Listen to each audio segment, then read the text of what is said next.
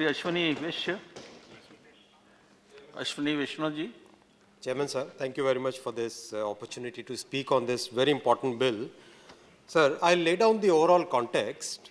Why this विवाद से it's a bit of tongue twister. एक ही sentence में विवाद भी बोलना, विश्वास बोलना मेरे से नहीं बोला जाता. मैं इसको V2V बोलूँगा. विवाद to विश्वास V2V. So V2V स्कीम क्यों आई? इस स्कीम का पूरा कॉन्टेक्स्ट मैं आपके सामने प्रस्तुत करना चाहूँगा. पिछले 6 वर्षों में सरकार ने प्रधानमंत्री नरेंद्र मोदी जी के नेतृत्व में एक कंसिस्टेंट और well thought through income tax reforms की स्कीम की प्रक्रिया की है sir.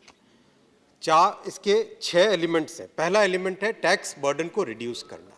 Overall step by step tax burden को रिड्यूस किया गया है. सेकंड है टैक्स बेस को ब्रॉडन करना, वाइडन करना. जिस तरह से स्टेप्स लिए जा रहे हैं, सिंप्लीफिकेशन किए जा रहे हैं, उससे टैक्स बेस भी ब्रॉडन हो रहा है. थर्ड बहुत इंपॉर्टेंट एलिमेंट है लिटिगेशन को रिड्यूस करना, कम करना. लिटिगेशन में सबकी एनर्जी नष्ट होती है, उसका कोई फ़ायदा नहीं होता है. उसके लिए कई स्टेप्स लिए गए. मैं इसी स्टेप पे लिटिगेशन पॉइंट पे इससे अगले पैराग्राफ में इससे ज़्यादा और बोलूँगा मैं. फोर्थ है टैक्स लॉज को सिंप्लीफाई करना. कई सारे स्टेप्स लिए गए जिसमें टैक्स लॉज को सिंप्लीफाई किया जा रहा है, लोगों को ऑप्शन दिया जा रहा है और एक सिस्टमेटिक वे में आगे बढ़ा जा रहा है. फिफ्थ है प्रोसेसेस का ऑटोमेशन. बहुत सारे प्रोसेसेस में आज बहुत आपको इमीडिएटली पता चल जाता है कि आपका टैक्स बर्डन कितना है, कैलकुलेशन ईजी हो गया है. और छठा है बहुत important faceless assessments and faceless appeals. इन सारे के सारे स्टेप्स में कुछ मित्र कह रहे थे कि बैंडेड सॉल्यूशन. ये बैंडेड सॉल्यूशन नहीं है.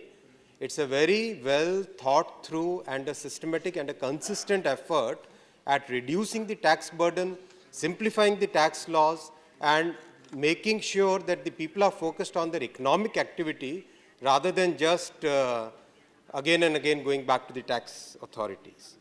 So V2V एक ऐसा welcome step है चेयरमैन सर जो कि लिटिगेशन को रिड्यूस करेगा. और ये आज का स्टेप नहीं, ये एक पूरी प्रक्रिया के जो बैंडेड वर्सेस थॉट थ्रू वाली पॉइंट है. It is a very consistent and well thought through process. सबसे पहला इसका एग्जाम्पल 2017 से 18 और 19 तक जो अपील करने की लिमिट थी, that limit has been significantly increased. So for example, supreme court के सामने 2017 में अगर टैक्स डिपार्टमेंट अपील पे जाता था, उसकी लिमिट मात्र 25 लाख थी. 18 में ये लिमिट किया गया 1 करोड़ और आज ये लिमिट है 2 crore. This 8x increase in the amount for which tax department will go into appeals, it shows the intent of the government.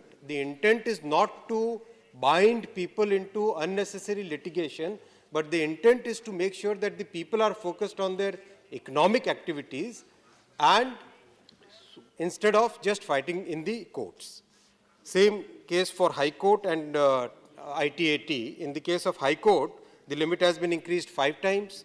In the case of Tribunal, the limit has again been increased 5 times. There is a good result of this. The tax litigation is actually reduced by about 35% because of this raised limits. It's a very welcome step, and this kind of step should be encouraged and supported by my friends on the other side of the aisle. The second point, the experience of the direct tax सबका विश्वास scheme.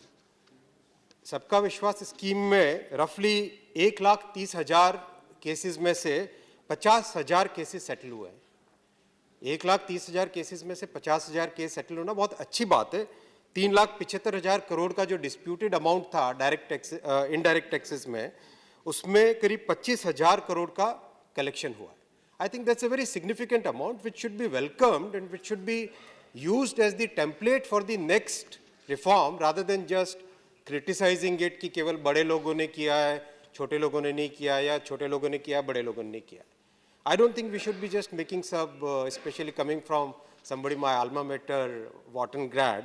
So we should not be criticizing in that open, like painting everything with same brush. मैं अब V2V scheme पे आऊँगा. V2V scheme में रफली 4,83,000 cases जो pending है उनको एड्रेस करने की कोशिश है. मैं मानता हूँ डायरेक्ट टैक्स और इनडायरेक्ट टैक्सेस में बड़ा डिफरेंस है। एक्साइज ड्यूटी, जीएसटी, इन सब में primarily it's a matter of calculation, और बहुत सारी चीज़ें कैलकुलेशन के तहत अगर सेटल करनी है तो उसमें सेटल करना आसान होता है। और डायरेक्ट टैक्सेस में there would be underlying issues जिस पे हो सकता है कि कंपनी या इंडिविजुअल स्टैंड लेना पसंद न करे या स्टैंड न ले पाए। फॉर एग्जांपल, बहुत सारे बोर्ड्स है कंपनीज के, वो चाहेंगे कि हम इसको लिटिगेट ही करेंगे, हम इसको सेटल नहीं कर सके। मैं मानता हूँ इसमें डिफिकल्टी है, बट जो ऑनरेबल फाइनेंस मिनिस्टर ने ये स्टेप लिया है ये स्वागत योग्य है। किसी भी तरीके से अगर लिटिगेशन कम होता है तो ये वाकई बहुत ही स्वागत योग्य, और इसका हम सबको समर्थन करना चाहिए। आप सब जानते हैं डायरेक्ट टैक्सेस में किसी भी मैटर को अल्टीमेटली फाइनल स्टेज पर लाने के लिए ऑन एन एवरेज 10 साल से 15 साल तक लगते हैं। बहुत लंबा समय। इतना क्या समय लगना चाहिए? क्यों ना चाहे जो भी प्रयत्न हो, that every step that we can take to reduce this time for litigation we should take. Every such step is a welcome step. इस V2V स्कीम में इसके 4 पिलर्स हैं बेसिकली। सबसे पहला पिलर है टाइमली सेटलमेंट ऑफ डिस्प्यूट्स। बहुत clearly prescribed timelines दे रखी है, डेजिग्नेटेड अथॉरिटी कितने टाइम में टैक्स का डिक्लेरेशन होगा, कितने टाइम में ऑर्डर होगा, वो सब एकदम क्लियरली डिफाइंड है। Second, the coverage is very wide. The second pillar is very wide coverage. Almost all appeals before Supreme Court, before High Court, before the Income Tax Tribunal, before the Commissioner Income Tax, all the appeals are covered. I really thank Honorable Finance Minister for getting such a wide scope of coverage in this scheme. Third is a very important element. There is a prescribed negative list, जिससे कि कहीं कोई confusion नहीं हो कि कौन इसमें apply कर सकता है, कौन नहीं कर सकता है. For example, negative list में स्मगलिंग वाले रिलेटेड मैटर्स हैं, बेनामी वाले मैटर्स हैं, उन सब मैटर्स को सबको बाहर रखा गया है.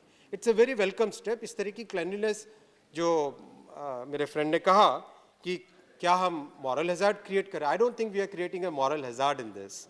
जो लोग इसमें नहीं आने चाहिए उनको एनडीपीएस, ड्रग्स वगैरह के मैटर्स उन सबको बाहर रखा गया है. Fourth is a very clearly defined formula based approach. Discretion नहीं रखना चाहिए, फॉर्मूला बेस्ड हो अच्छा है. रही बात सीबीडीटी सर्कुलर की, ये सर्कुलर बेसिकली सर्कुलर की स्पिरिट समझनी चाहिए. This is more like a FAQ, frequently asked questions. It's not a circular which can be defined like a typical circular of CBDT. And I really thank the Honorable Finance Minister, the Revenue Secretary and the Chairman of CBDT that very clearly worded and very nice, easy language of the circular of circular number 7 of 2020. Each and every question which has come up has been very nicely defined in this, very nicely clarified in this. So I think it's responsibility of every government organization to clarify the points which have come in people's minds rather than just sit there and wait for the rules to come. So, yeah, correct. Your point is valid, but you have to see what is the spirit of this circular. The circular says what are the clarifications which have been asked by the stakeholders. It's not a prescription, very clear. It's not a prescription, it is FAQ.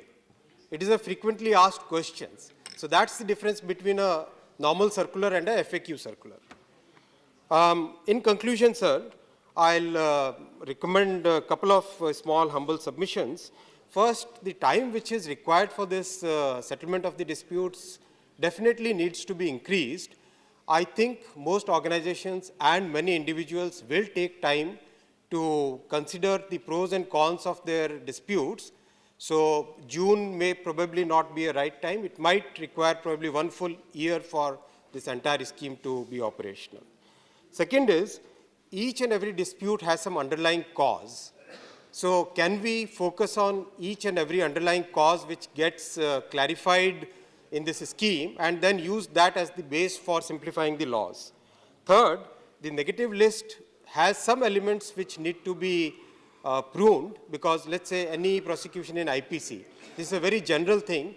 Do we really need that kind of negative list, or can we reduce the negative list further? Fourth, the circular on 100% compliance, I think Rajiv has said, I think we definitely need to reconsider whether that's the right approach, because ultimately we are trying to solve a dispute in a collaborative manner rather than just a adversarial manner. So I would like to conclude. Honorable Prime Minister Modi ji has led a very clearly laid out economic vision, sir. The country has to grow on sound fundamentals. There has to be a cleansing of public life. There has to be a cleansing of the economic activity. It cannot be the old way, कच्चा है, पक्का है, वो सब अब नहीं चल सकता, sir. इस पूरे system में we have to understand citizens' expectations from the government is also significantly increased. Sir, 2003-04 में भारत सरकार का बजट होता था 4,40,000 करोड़ का एक्सपेंडिचर होता था. 13-14 में यही नंबर सर 16,70,000 करोड़ हो गया सर, 4 गुना. 19-20 में 27,90,000 करोड़. ये पैसा कहाँ से आएगा? Ultimately tax payers will have to bear this amount because citizens का expectations है कोई भी स्कीम हो, मनरेगा हो, ये हो, सब में हमारा बढ़ाना है, बस सब में एलोकेशन बढ़ाना है. कोई भी डिपार्टमेंट ये नहीं चाहता है कि हम अपनी इनकम कैसे जनरेट करें. हमको सिर्फ फाइनेंस मिनिस्ट्री पे, फाइनेंस मिनिस्टर पे प्रेशर डालना है कि हमारा एलोकेशन बढ़ाओ, एलोकेशन बढ़ाओ, एलोकेशन बढ़ाओ. Ultimately that balance has to come out, and we senior people in this house will have to take a reasonable call that yes, any step which increases the tax base, increases the tax to GDP ratio, simplifies the things, and simultaneously also we have to look at what are the wasteful expenditures.